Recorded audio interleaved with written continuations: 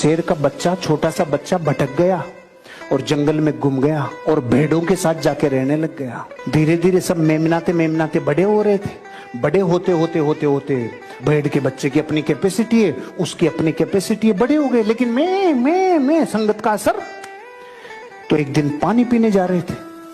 पानी पीते टाइम पानी में परछाई दिखी तो इसने खुद को देखा, इस पड़ोसी को देखा।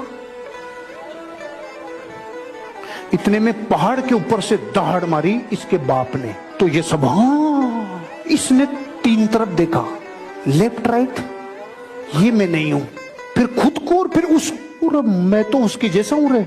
तो ये मैं ऐसा कर रहा था ना, इसने चालू किया था कि मैं उसके जैसा हो गया। वो और दहाड़ मारे, एक दो, इसने एक दो, तीसरी में तो इसने जब मारी तो यब्बा गवाई रहा साला। और ये कौन थे?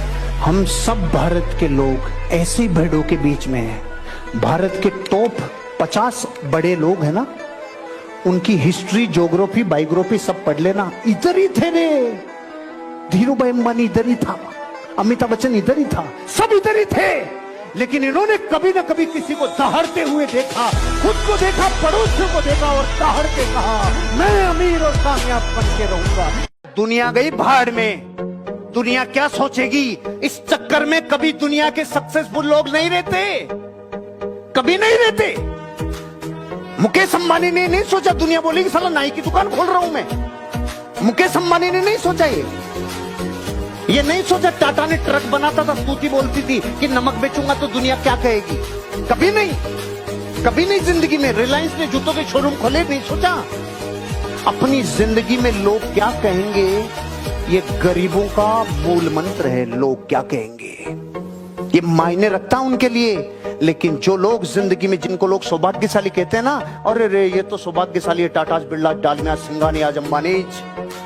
सौभाग्यशाली नहीं, कितना त्याग और तपस्या की होगी, कितने सुखों को छोड़ा होगा और कितनी बार लोगों की भक्तियां सुनी होगी, कितनी बार लोगों के कुछ ना कुछ ऐसे चुभते हुए बातें सुनी होगी जो जीवन में तकलीफ देती है। जिस बीजेपी को आज से 5 साल पहले कोई सूंघता नहीं था, जिसकी 10 राज्यों में सीटें नहीं आती थी, पूरा दृश्य बदल दिया एक आदमी ने फील्ड में उतर के। एक आदमी ने फील्ड में उतर के नजारा ही बदल दिया। फील्ड का परीक्षण है ये फील्ड का परीक्षण है कि 5 साल में एक दिन रेस्ट नहीं दे। बीमार भी होने का टाइम नहीं है, बीमार का भी टाइम नहीं है। छींक जुकाम का कभी देखा? मफलर, छींक, फू फू कभी देखी मोदी जी कि आपने ऐसे करते? और कभी ऐसे देखा ढीलू, ऐसे देखा कभी? जिसमें सपनों की एनर्जी होती है ना, उसको बीमार होने का भी टाइम नहीं मिलता। सीखो देश के लीडर से। किसी से बात करते टाइम अगर आई कांटेक्ट नहीं कर रहे हो, आपकी बात का कोई मतलब नहीं है। अगर नजरें नीचे करके बात कर रहे हो तो सामने वाला समझ जाएगा इसका कॉन्फिडेंस खत्म है, इसके माल में दम नहीं है, क्योंकि ये नीचे गर्दन करके और नीचे आंखें करके बात कर रहा है। जरूर कुछ गड़बड़ है। ऊपर देख के बात करते हो, इधर उधर देख के बात करते हो तो वो समझता है बहुत स्मार्ट बन रहा है, उसकी ईगो हर्ट होती है। Eye contact. सामने आईपीएस ऑफिसर बैठा हो, कलेक्टर बैठा हो, सीएम बैठा हो, जैसे बैठा वैसे बात करो। आई कांटेक्ट में रह के बात करो, आपकी बात सीधा दिल में जाएगी। अगर आप डिसाइड होना बंद, महान आशीर्वाद है प्रकृति का कि इंसान जो सोच सकता है वो ही सोच सकता है। जो इंसान कर सकता है बिना होने वाली चीज, ये सोच ही नहीं सकता। आज आपको पता चलेगा, अरे मतलब आज तक जो सोचा वो सब हो सकता था, लेकिन कानों के बीच में लेके घूम रहे हैं। कहां में जा रही है एनर्जी? कहां में जा रही है एनर्जी? या तो घटनाओं की बातें करने में, या लोगों की बातें करने में, या इधर उधर की जिंदगी की ऊर्जा इधर उधर ही खर्च हो रही है। इस दुनिया में कोई इंसान किसी चीज की रियल वैल्यू देखना चाहता है तो उसको उस माहौल के चश्मे से देखना पड़ेगा, उस माहौल के दर्पण से देखना पड़ेगा। आपको अपनी वैल्यू देखनी होगी। अगर अपनी वैल्यू बढ़ानी है तो भीतर वैल्यू देखनी होगी। एक सच्ची घटना बताता हूं। एक डॉक्टर था, वो लोगों को ठीक करने के लिए अपने प्राणों तक की बलि दे दे ऐसा काम करता था।